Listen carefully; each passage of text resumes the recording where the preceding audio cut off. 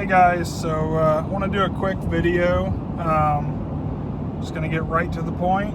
I'm a little concerned about this Chevy. I've been working it really hard. I'm tugging a trailer right now with about a 1,500 pound plow on it, plus the weight of the trailer. It's doing fine now, running 198 degrees on the transmission temp. But when I'm plowing snow, I can smell something burnt. I need to get it into Chevy this week. Hopefully they have an opening. We had a snow, lasted Wednesday night, Thursday, and some Friday. It was a real heavy, wet snow. And if you've seen my other videos, you know I've got the 16-foot expanding back plow on the back of the truck. I know guys that run them with Fords, and they're on, year 3, 4, don't have problems. But when I'm pulling heavy, wet snow, I'm starting to smell a cooked transmission smell. And that's unacceptable for a truck of this expense, and for a truck that's built for what I'm using it for. This truck has the snowplow prep package on it, which I know really doesn't do anything to the transmission. But if you're on the fence about switching to Chevy, if you're following my channel for that reason, let's hold off here until I figure out what's going on with Chevy, or maybe hold off until the end of this plow season to wait for my, end of season review. The truck has plenty of power. It's just when it's straining, and when I'm plowing snow, I keep the transmission fluid temperature sensor on the dash reading on, so I can see a digital readout of what it is. And it's not uncommon for me when I get to an end of a 100-yard run pulling snow for me to be 260, 270 degrees, and that's pretty high. The truck shouldn't be doing that, and I shouldn't be smelling the odor of something cooking for this caliber of a truck. So I'm starting to have a little bit of a concern. I'm going to get it into Chevy. I'm not worried about it breaking down just yet, unless that thing just really started cooking during a storm. But it's usually when I'm plowing, I'm moving along fast enough that, it doesn't have a chance to get down below, 220. So it's steadily keeping that trans temp up. It does have an external transmission cooler on it, so there's nothing I can really do for that.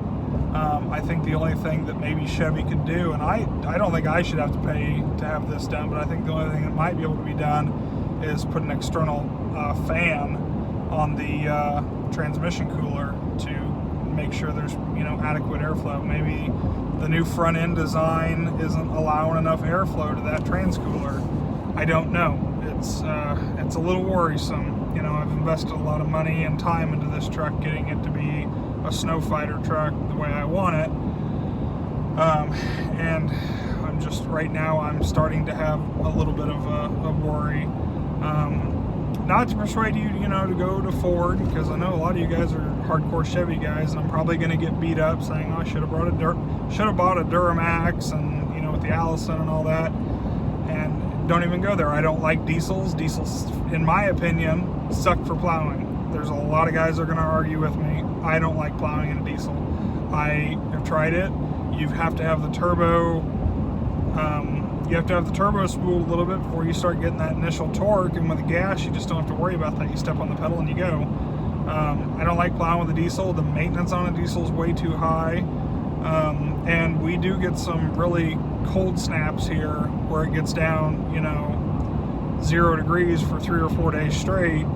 And I don't want to worry about diesel gelling up when I've got, all these big, commercial customers that rely on trucks to be there. I've never had a gas truck gel up on me, so you're not going to switch me to a Duramax or another diesel.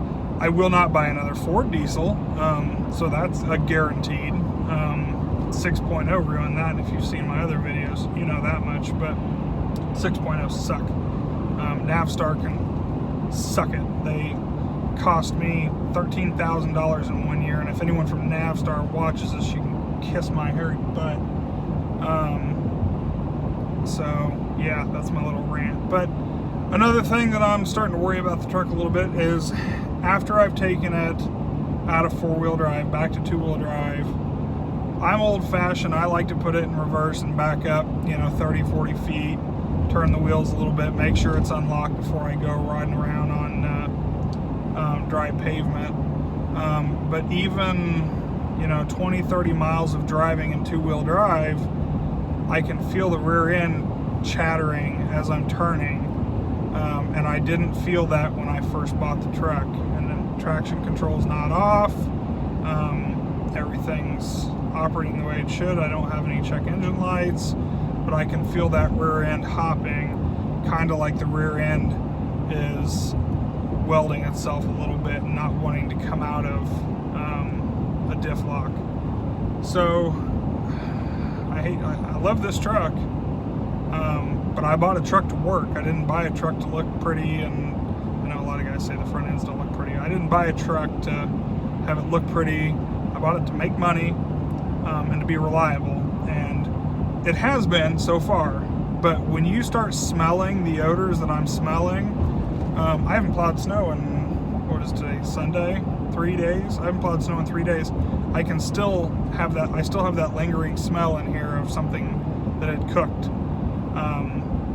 So it's Sunday, needed to get into Chevy. I'm gonna call Chevy tomorrow. We have a little bit of break in the snow. I don't have any snow forecast for about a week. So hopefully they can get it in, put it on a diagnostic tool, see what they see, maybe check the fluids and see if they look burnt. I don't know if it's a sealed case or what, but yeah. So if you're in the market and you need to buy something right away, I hate to say it, but trusty Fords might be your way.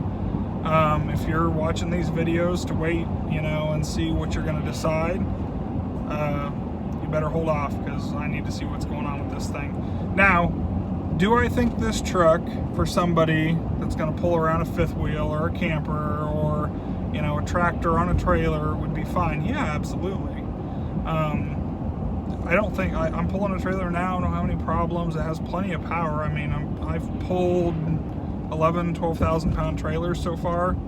You don't even know they're back there. Which is almost scary, because it's got enough power for it. But are they mating too much power to the transmission that they're throwing off the line with these things, to where the power of the motor is just going to eat up the transmission because the transmissions aren't built well enough? I don't know if they can put an Allison transmission with a gas motor. I don't know a lot about Chevy. I just know that the dealer sweet talked me, and it was a plow prep package, and had quite a few people say, yeah, they're a good truck, and it has been. But if you're buying it to pull a camper or anything like that, I think you're going to be fine. But you throw a snow plow in front of the grill, and then you start, really pushing some heavy loads, she didn't like it. So I'm going to see what we can do. I'll keep you all posted. I know it's been a while since I've made a video. I've just been slammed with things. We got some big things going on with the company right now. And just been slammed with, ice. We've been getting ice regularly. We've been getting snow about every other weekend. It's only been like an inch or two. This last one we got was like 3 inches, but it was really heavy, wet snow. So that's my big concern, is that we haven't had a lot of snow this year. And I'm already smelling bad smells out of this truck. So God forbid we had a 15-inch snow like we did last year. I'd be a little bit worried this truck would be sitting on the side of the road or sitting in a parking lot with a puke of fluid underneath of it. So, short little video. It's short and sweet. I'll keep you all posted, and you guys have a good day and be safe. Bye.